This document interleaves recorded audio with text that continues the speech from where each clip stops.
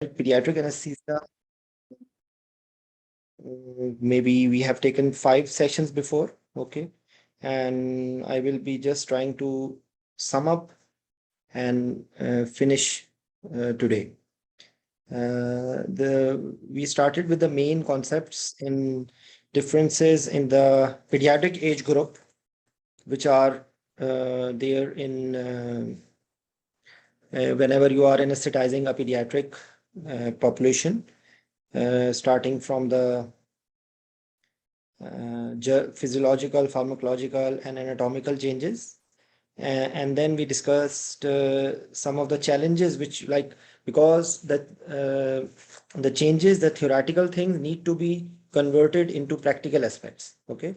Because what's the problem? Sometimes we are just reading theory. We are not able to convert into the practical aspect. Okay. Can all of you hear me? If I just get some response from you so that I know that you people are listening to me. Any one of you, Dr. Shumaim, Dr. Humaira, can you listen? Are you, is Mike? Okay, thank you. Yes, sir. Okay, so like for example, the altered anatomical changes in pediatric airway makes laryngoscopy difficult, and we need to use specific size blade. We need to optimize the position, and complicating this thing is the high metabolic rate, making high oxygen consumption and low FRC, also because of anatomical and some physiological changes related to the respiratory system. So if someone wants to understand this thing, there should be a complete overview of the anatomical and physiological changes which are making pediatric induction of anesthesia and airway management challenging. Okay, so this is how we need to understand. Similarly, because there are some issues related to anxiety, there are some issues related to IV line, there are some issues related to the altered responses, physiological responses, for example, of baroreceptor, chemoreceptor reflexes, altered metabolism of the drugs, making it difficult or challenging in that you have to calculate the doses meticulously because of the altered metabolism and excretion, because of limited renal and liver function. Okay, so these were the first things. Then we discussed infantile pyloric stenosis and all the physiological effects of the dehydration and electrolyte imbalance and related things. And then we also discussed congenital diaphragmatic hernia, tracheoesophageal fistula, Down syndrome. And then we discuss some of the complications of related to airway and some other complications like foreign body. So we have covered up till now these things. If anyone wants to approach that, everything is available on the YouTube channel. Anyone has any question, you can just raise the hand and we can discuss. Okay. So some of the aspects were missing. I will just try to cover them today. Okay. Because majority of the people are doing pediatric anesthesia and they are used to certain things. Just a second. Anyone wants to ask any question just before we start formally, you can ask. Any question related to pediatric anesthesia, if anyone wants to discuss anything.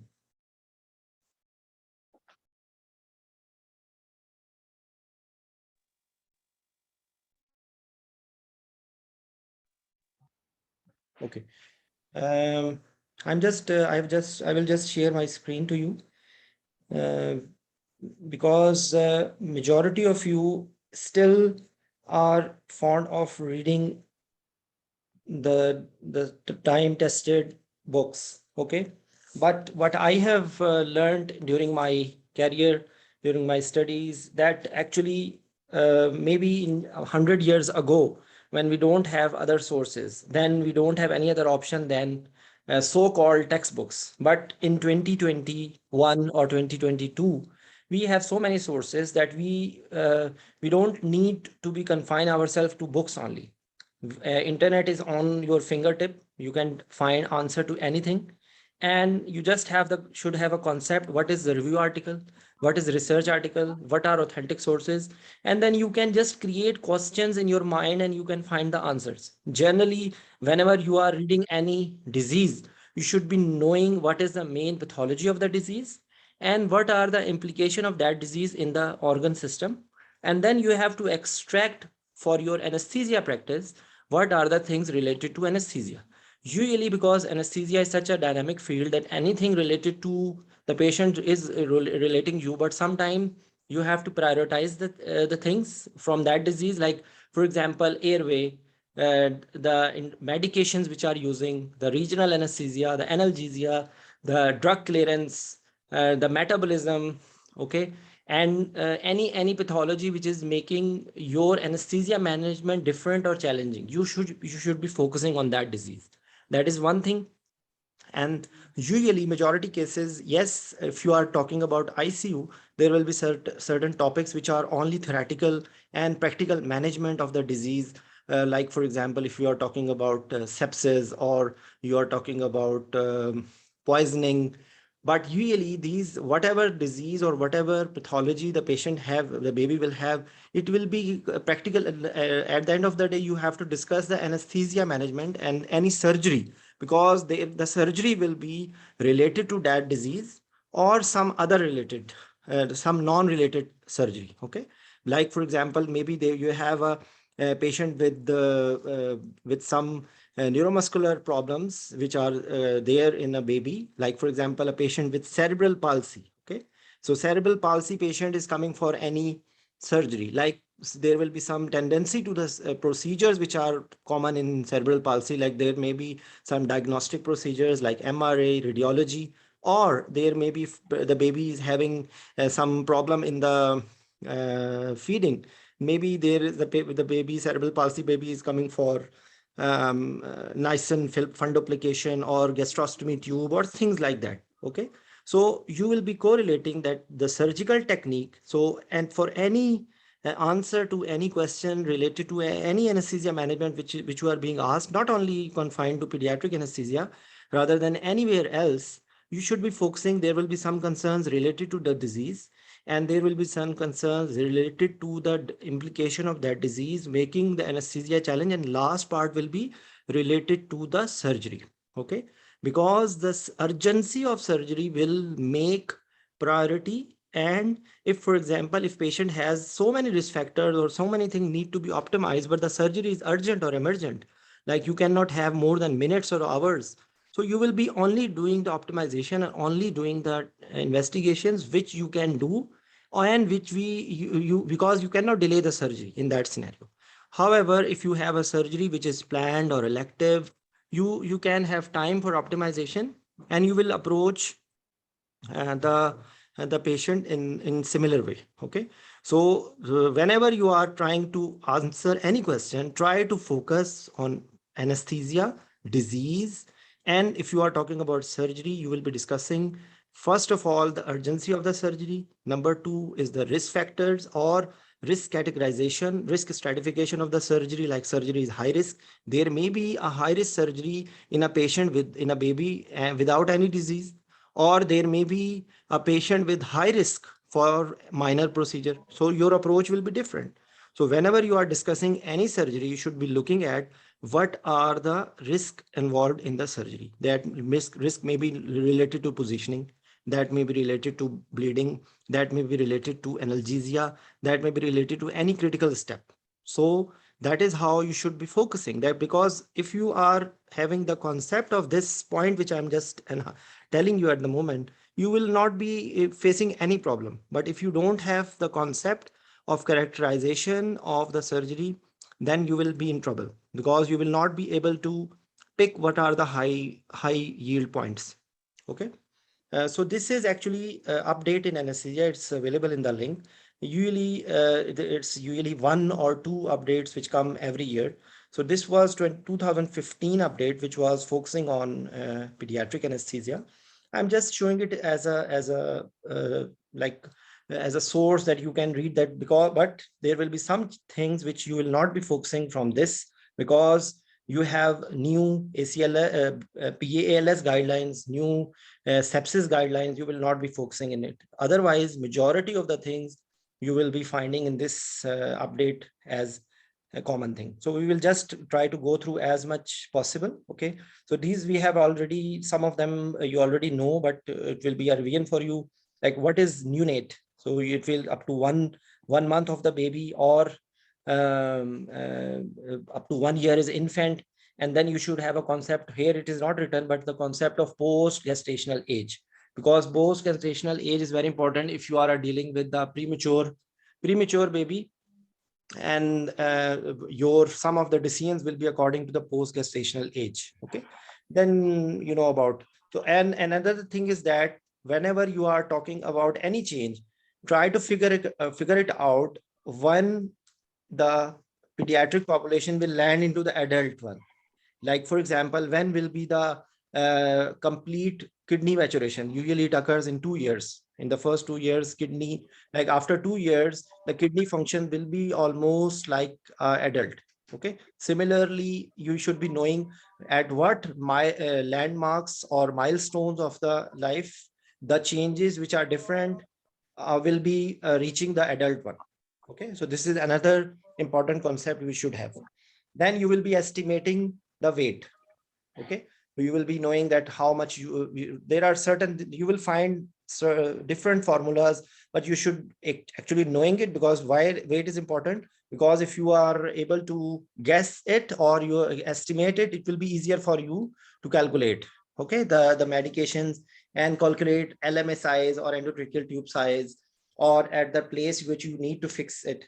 They are not absolute formulas, because practically if someone wants to be a good pediatric anesthetist, definitely he needs to auscultate bilaterally, or practically the calculation of the baby endotracheal tube size will not follow 100% the formula, because it may be different according to the pathology of the baby with which the baby is suffering, or the growth of the baby. Okay, so it may be different in different people, okay, in different scenarios, but usually this is the way to approach it. So with calculating the weight, calculating the endotracheal tube size, calculating the LMA size, calculating the number at which, the length at which you need to fix, you calculating the weight, then you should be knowing, maybe it will come somewhere after that, you should be knowing what is the blood volume, because with the blood volume you will be able to calculate the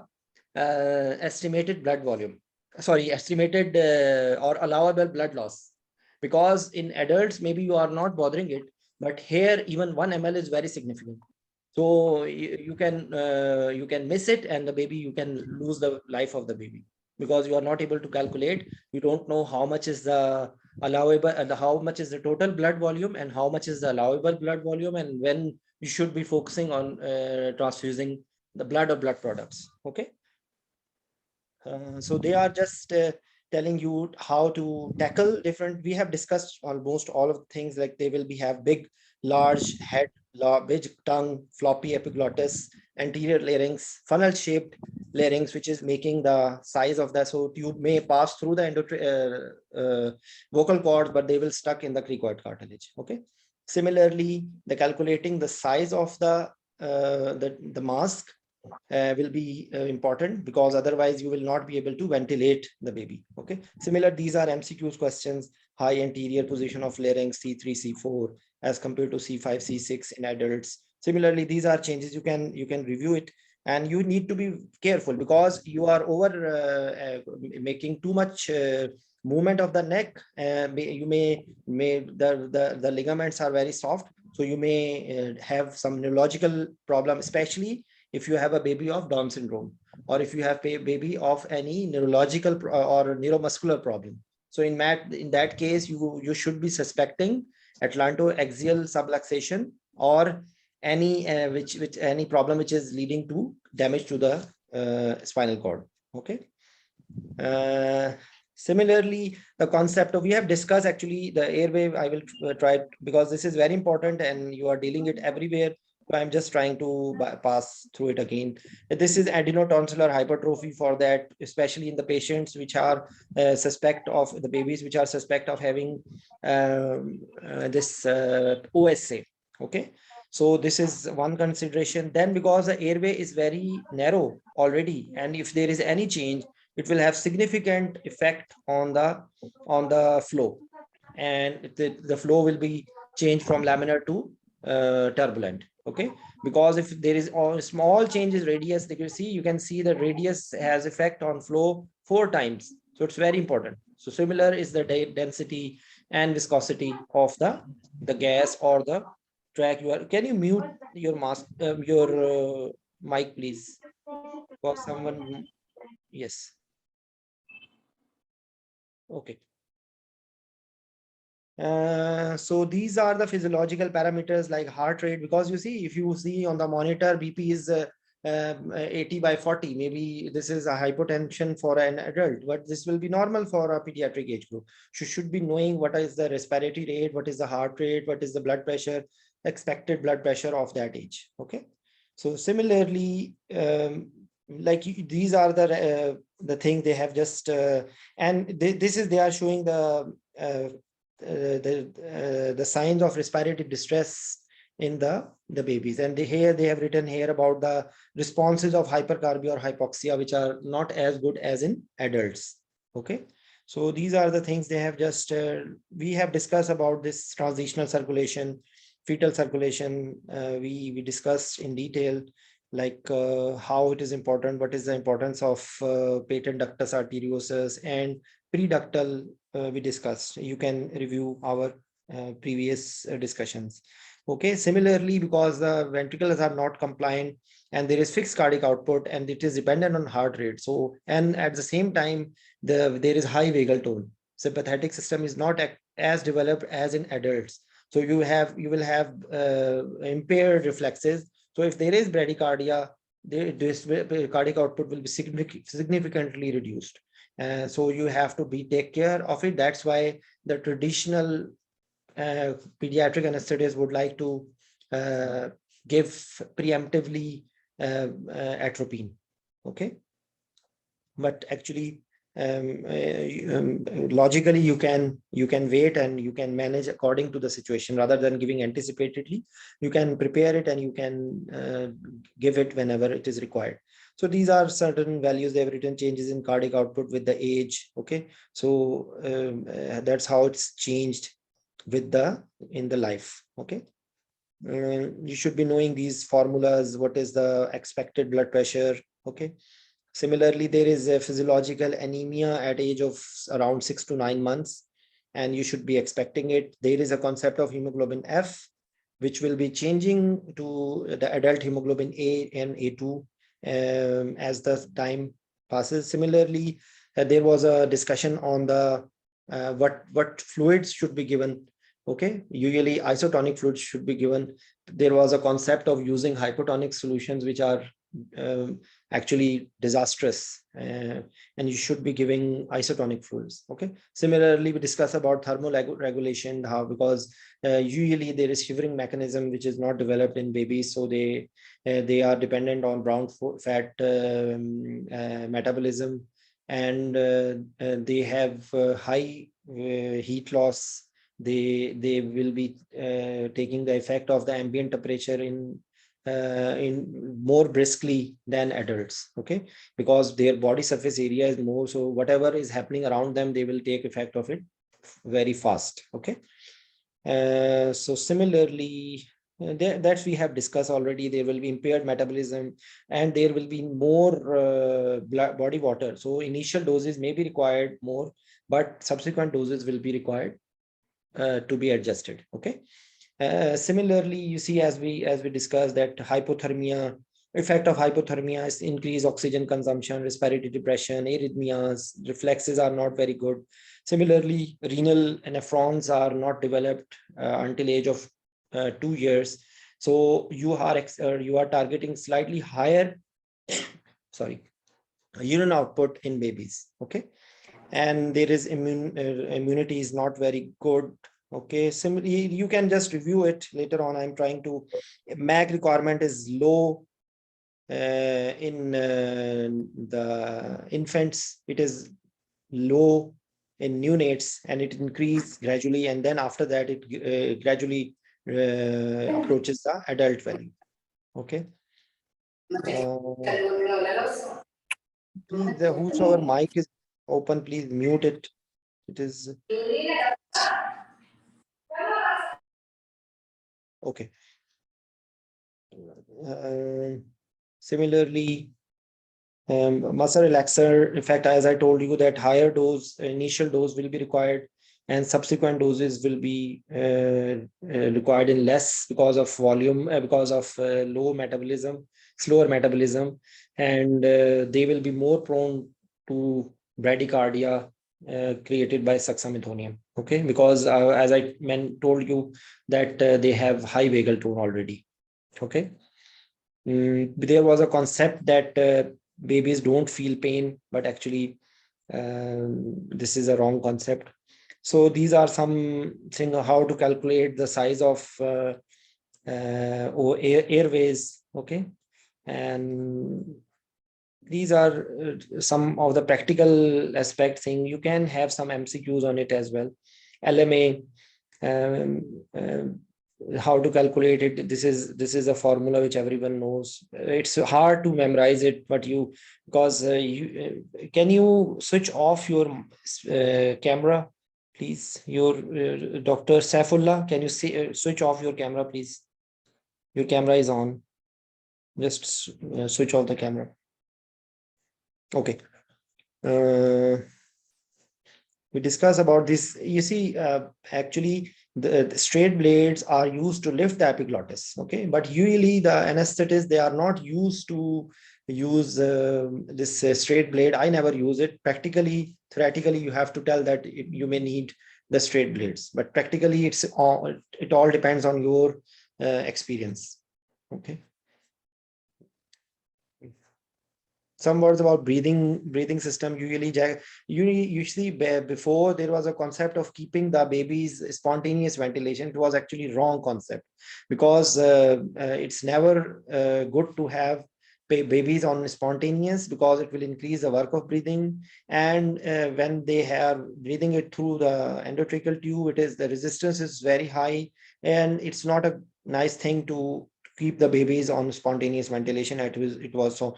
And now we have modern anesthesia machines which can deliver the smallest possible breaths. So these are these use of these circuits is now only theoretical value only. Practically, they are not being used at all. Okay. Usually, pressure control mode is a better mode of ventilation. Okay, we discuss about IV access. Okay, so use of ultrasound, use of vein viewer, use of amla cream, and use of this intraosseous line, usually in the tibia. Okay, but in any case, preferred route is to get the proper IV line rather than intraosseous line. Okay. Defibrillator, they should having a smaller pads. Okay, and those need to be calculated accordingly. There usually it is 2 to 4 joules per kg as it written here. Okay, and sometimes they have to, this is actually aspects of the neonatal life support. Okay, you will find this as temperature control. We have to use the bear hugger. We have to control the ambient temperature, and we have to give warm fluids. But at the same time, you should be keeping, because you don't want to cook your baby. You just want to keep the baby warm, and don't cook the babies. Yes, pulse oximeter probes, because usually the plastic one which we are using will not be able, you will not be able to use it. So there are disposable pulse oximeters which are better to use. Otherwise, because babies, they have small peripheries, so it's difficult sometimes to place them. Okay, so they are prone to have problems related to it. Then in apnea monitoring, we discussed that if you are having a baby with less low, like post gestational age less than 50, some books will say 60, you should need to have the apnea monitor in the post-operative care unit and in the HDU, like neonatal ICU. Okay, so this is something important because it can, and that's why we avoid long-acting opioids like this one, morphine, and because it can cause delayed respiratory depression. Okay, so similar as the changes related to the there are smaller ECG electrodes and BP cuffs according to the issue. You see the BP cuff bladder width, it should cover 2/3 of the arm.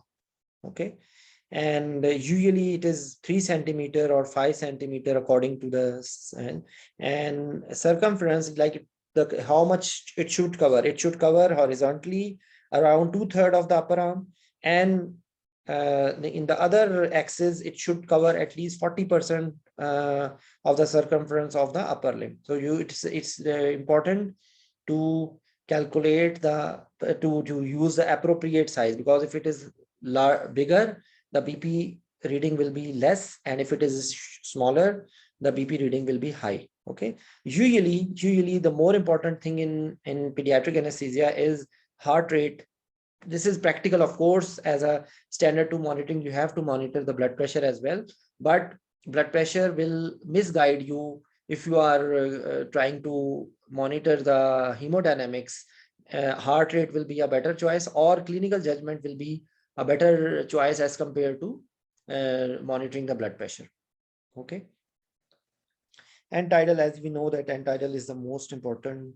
End-tidal gas management unreliable in babies. This is something new for me. The tidal volume is small compared with, yes, the use of end-tidal, this the especially if you are using the side stream, because sometimes it can cause a problem, because the side stream taking a lot of volume. Okay, so you have to keep in consideration how much volume is being lost if you are using side stream monitor, the side stream and tidal CO2 monitor. Okay, I will skip it. This is a historical thing. Nobody is using it. Draw over. Yes, congenital anomalies we have discussed. Down syndrome already. You can review our previous discussion. Down syndrome usually just to that the baby will have associated congenital anomalies. The baby will have cardiac problems, short trachea, smaller size endotracheal tube will be required. There are chances of atlantoaxial subluxation. There are chances of atlantoaxial subluxation, and there are chances of hypothyroidism. There are chances of babies having this one epilepsy. There are chances of reflux. Okay, and difficult intubation and other congenital anomalies. These are the pearls which you should not forget if you are thinking about Down syndrome. Okay, we have discussed already. These Pierre-Robinson syndrome and other congenital, these are having usually they have macroglossia, micro or retrognathia, like a small mandible. Okay, limited mouth opening, and problem related to mask ventilation, like for example cleft lip or cleft palate. They will have a problem in ventilating, so always it will be a challenging airway.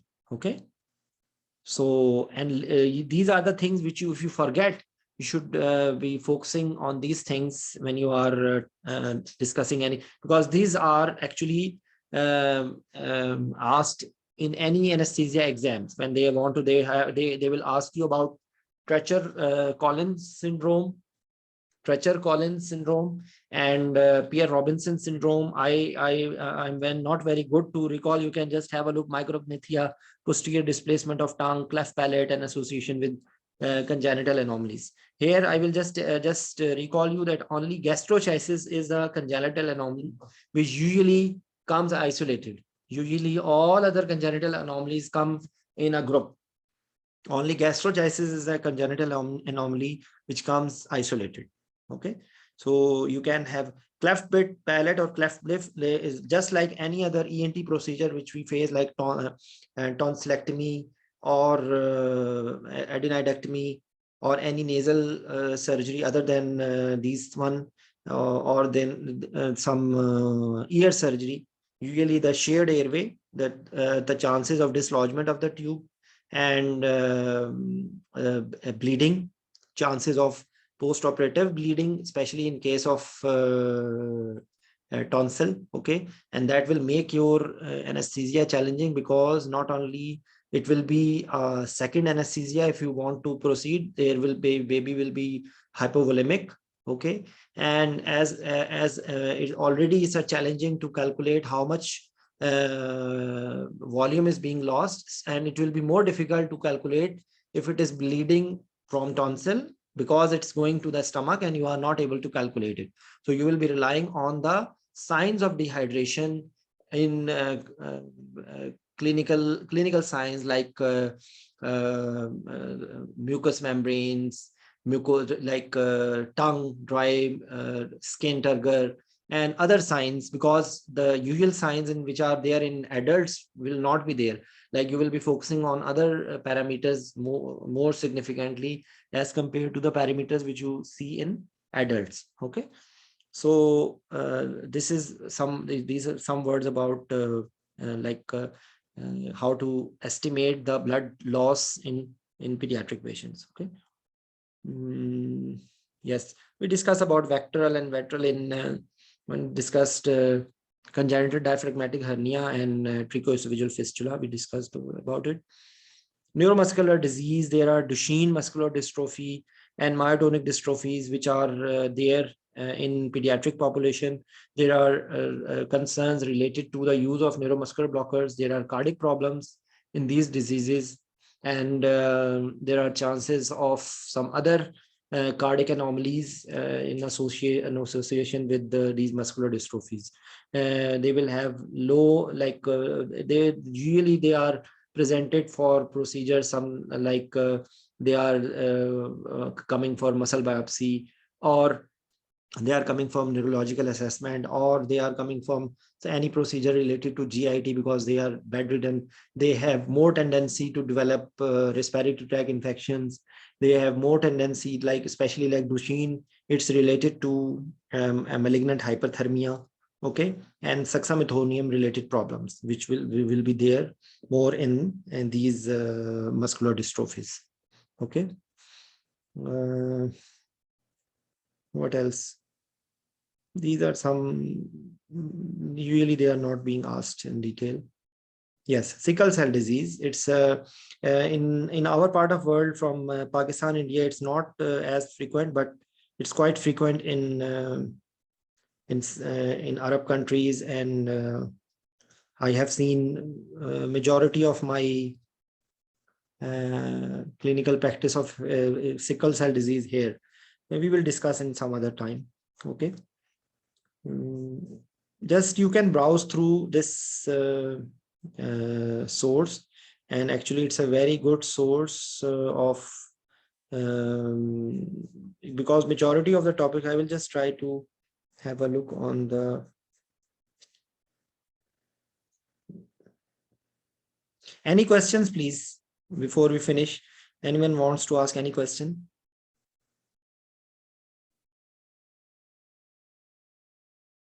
Any questions?